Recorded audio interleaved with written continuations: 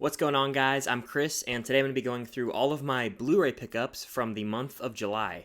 Now, this is probably the biggest Blu-ray haul I've ever had on this channel. It actually is, without a doubt. I picked up a ton of movies between Blu-rays. I picked up a 4K. I got some movies sent to me from a friend that I'll get to later.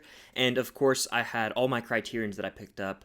I did get to go back to Barnes & Noble after the vlog was released, so there is a lot of movies here, as you could probably tell by the thumbnail. And I'm super pumped to tell you about each and every one of them. Before I show you guys everything that I picked up, definitely consider hitting that like button and comment down below everything that you picked up in the month of July. I would be interested in hearing that and having a conversation with you about it. So without further ado, I'll get right into them. The first movie that I picked up is American Psycho, starring Christian Bale, and this is a movie that the first time I watched it a few years ago, I thought it was a little overhyped. I didn't really love it, and then every time I've rewatched it since then, especially with my friends, like, we have a blast. We quote this movie all the time. It's a dark comedy, and Christian Bale gives probably the best performance of his career. It's definitely between this and The Fighter for me, at least. I know that he's great all around, but American Psycho is just such a fun movie. Like, and it sounds very messed up and weird that I'm saying that because it's about this psychopath, but the lines of dialogue that he delivers are just on point. Let's see Paul Allen's card. That's the one that the business card scene is the one that I always talk about the most with my friends. So if you haven't seen American Psycho, I highly recommend you watch it. I'm gonna go return some videotapes now. So next, I picked up 3 movies on Blu-ray that I have owned on DVD for the longest time. I just never upgraded to Blu-ray, and that is Pirates of the Caribbean: The Curse of the Black Pearl, Dead Man's Chest, and At World's End. The Pirates of the Caribbean trilogy, one of my favorite movie franchises of all time, especially these first 3 movies. I'm not very fond of 4 and 5. I'm going to do a Pirates ranking coming soon, so stay tuned for that.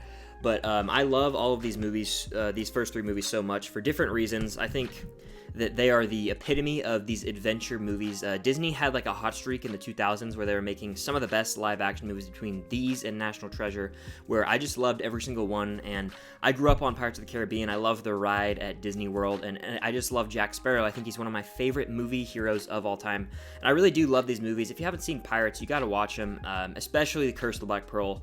That movie it's outstanding. Johnny Depp actually got nominated for Best Actor as Captain Jack Sparrow. I actually rewatched them over the past few days on Blu-ray, and they look super crisp because I've been used to watching scratched up DVDs for my whole life, so it's very nice to finally own these Pirates movies on Blu-ray. So these next 4 movies I actually got sent by my great friend Trevor over at Film Geeks. If you haven't checked out his channel, you should definitely go do so and consider subscribing to him, but he sent me some movies. I've actually seen none of them, so usually, if you know me, I like to watch movies before I buy them on Blu-ray. This is a different case because I was sent them as a gift, so I will be checking all of these out over the next few weeks, and then if you follow me on Letterboxd at Filmstocked, my name Chris will pop up, and you'll see my in-depth thoughts on them there. But the first one is a movie starring Will Ferrell and Kevin Hart, Get Hard. Still in the plastic, but I haven't seen this one. I've heard that it's a fine comedy. I'm a Will Ferrell fan. I think that his prime was probably Talladega Night, it was probably Old School to like the other guys. That was like his prime in my opinion. So that's 2003 to 2010. After that, he hasn't been that funny to me. It's very unfortunate, but I do really want to check this out. I don't know why I haven't. I've heard that it's not the funniest movie, but I like both of them. Kevin Hart, not a crazy fan of, but I think that he has some funny stand-up bits. So I'm going to give this one a watch, and you can check out my thoughts on Letterboxd. And the next movie I also have not seen, like I said. Kind of a joke send. I think Trevor just wanted to dump this out of his collection. So thank you for that, Trevor. But that is Isn't It Romantic? Starring Rebel Wilson and some other people. Liam Hemsworth, Adam Devine. I have no desire to watch this movie. I might not. It's kind of just funny that he sent this to me. So thank you, Trevor. But yeah, no desire to watch this movie. It's only 88 minutes, so I could throw it on while I edit maybe. That might be like an entertaining thing to pass the time. Nonetheless, it's pretty cool that I got sent this movie, so thanks, man. Now, this next movie Trevor sent me is kind of an ongoing gag from one of our old live streams with Certain Vids, who you should also check out if you're not subscribed to him. Give him some love. And that is Dragged Across Concrete. One time there was a question in a Q&A about like the best scene with food in a movie, and Trevor brought up that Vince Vaughn in this movie eats a sandwich like a lot throughout the movie, and I was like, dude, I want to see that. That sounds amazing. It sounds better than like Suicide Squad or something. I made a joke about a movie that I don't like, and he was like, I'll send this to you, and he wasn't kidding. He sent me Dragged Across Concrete, and I think this movie is almost 3 hours long, and it stars Mel Gibson and Vince Vaughn, and it's the same director as Brawl and Cell Block 99, which I have not seen. I haven't seen any of this director's work, so I figured I'll give this a watch one day. Maybe not today, though, but I will watch this movie eventually. I have no idea what it's even about, so that's cool. I will watch Drag Across Concrete eventually, though, so stay tuned for that review on Letterboxd. And the last movie that Trevor sent me is one that people have raved about. The horror community loves it. My friend Andy loves this movie so much, and that is Ari Aster's Midsommar. I have not seen this movie. I'm not a crazy big horror guy. If you follow the channel for any amount of time, you know that. I like horror movies, the possessive, demonic horror movies, not as crazy about. So I'm kind of skeptical about Midsommar. I'm gonna give it a watch. I think it's about 2 hours and 26 minutes, I want to say. And I love Florence Pugh, especially in Little Woman, man. She is awesome. I can't wait to see her in Black Widow. I've heard she gives probably her best performance in this movie, so that's the main reason I want to check it out. I'll probably watch this with my girlfriend Cam so that I'm not too scared when I watch it, but I've heard this one messes with your mind, and I'm excited to finally see it.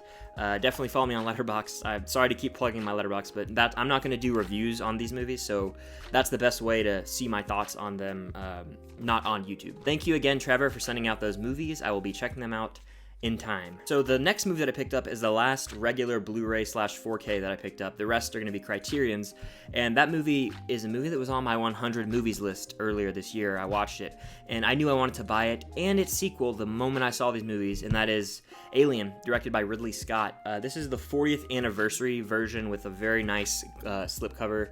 I love the design on it. It's very sleek.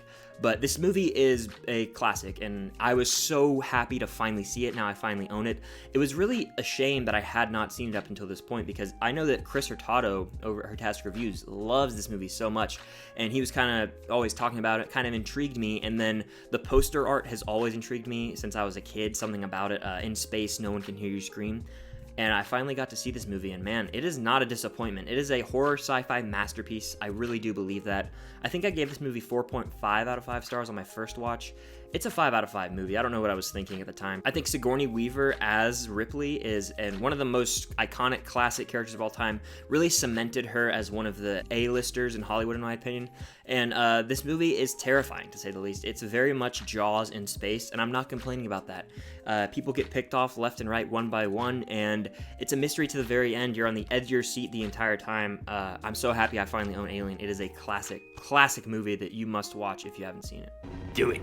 So the rest of the movies that I picked up are from the Barnes & Noble 50% off Criterion sale, and the first one I got is Christopher Nolan's Following. Now, this is his directorial debut. It's a black and white film, only about an hour and 9 minutes, and it's one that I'm so pumped to revisit. I know Tenet's coming out eventually. I don't know if that movie's even going to see the light of day this year. Who knows? It's very unfortunate. I'm excited to revisit this one. I want to see if my thoughts have changed. I've only seen it one time. It is my least favorite Nolan film at the moment. The next movie that I picked up is the only Wes Anderson film that I've seen, and therefore the only Wes Anderson film that I own, and that is The Grand Budapest Hotel. This movie's just so quirky and fun, and I like the way that the story is told, kind of a flashback throughout the whole thing, and I think Ralph Fiennes gives one of his best performances. He's the anchor of this movie, and the lobby boy is also Flash from the new Spider-Man films in the MCU. This movie's only about an hour and a half, so if you haven't seen a Wes Anderson movie, I recommend starting with this one because it was my first exposure to him. The next movie that I picked up is a movie that I already own on regular Blu-ray, but I went to Barnes & Noble, I saw it on the shelf, and just captivated me. I had to pick it up, and that is the 1993 film directed by Richard Linklater, Dazed and Confused. This movie is a masterpiece in my opinion. It is the peak of the hangout genre.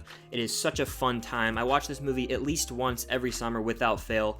It follows this group of kids who are going to be freshmen in high school on the last day of school, first day of summer, and then it also shows the juniors who are going to be seniors, and you see some hazing with the kids, and kids are just partying, having a great time.